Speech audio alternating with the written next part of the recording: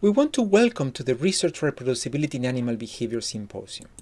In this first talk, I'm going to be addressing some of the reasons behind the so-called reproducibility crisis that many papers in the past, and this is just one example of them, have shown is present in multiple areas across STEM.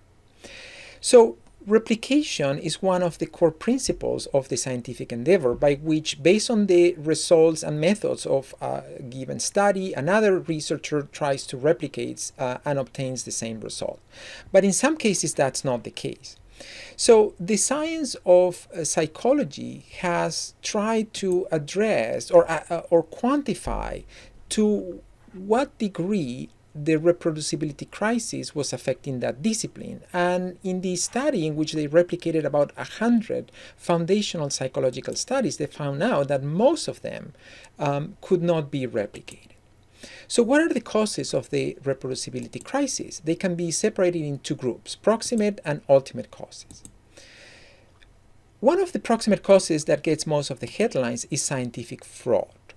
Even though we know it exists, we don't have a good understanding of the extent of that cause.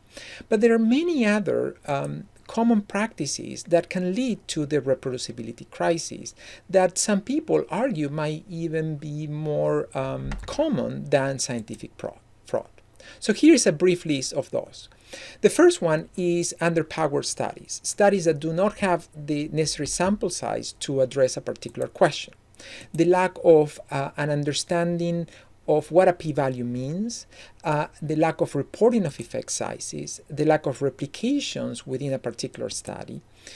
There are issues with reproducibility in the way in which we process the data, in the way in which we run statistical analysis, particularly when it comes to complex statistical analysis.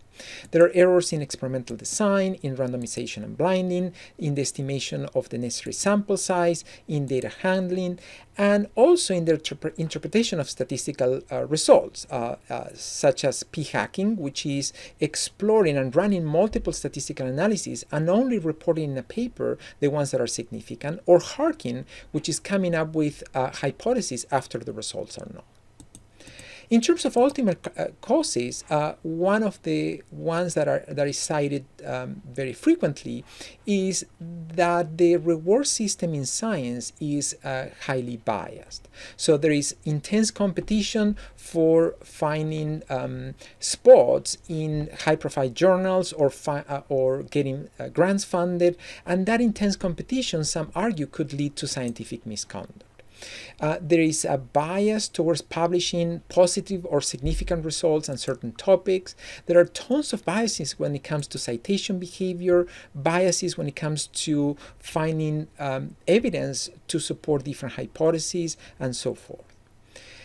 Interestingly, early career researchers have started reacting to these biased practices by embracing other practices that lead to reproducibility. But they complain that the people in power, mostly the senior researchers, are not embracing these practices as much. And the senior researchers are the ones that define the opportunities for hiring, the opportunities for promotion. They make decisions about publishing, about funding, and so forth. So right now we have a little bit of a generational crash that we need to work on.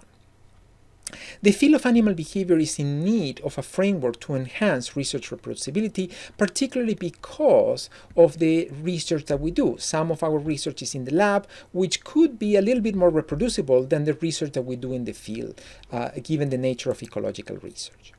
So many people are encouraging scientists to embrace open science practices, and there are multiple practices. But basically, open science can be defined as practices that extend the principles of openness to the whole research endeavor, from posing a question to reporting the results, in such a way that we could shift the way in which we are doing science. What are the ultimate goals of open science? To increase the rigor in scientific practices through transparency, reproducibility, and accountability. Some people argue that this could save time and money, that could boost new ideas via direct or indirect collaboration. And ultimately, what open science intends to do is to accelerate sound research. Embracing these open science practices can actually have benefits at multiple levels. Usually we think about these at the between lab level, but we also need to be thinking about improving our level of access to data, data analysis between different lab members within a lab, and also within individuals in a lab. With that, I thank you so much for watching this presentation, and here are the times for the live symposium Q&A and also for my individual Q&A, and I look forward to seeing you there.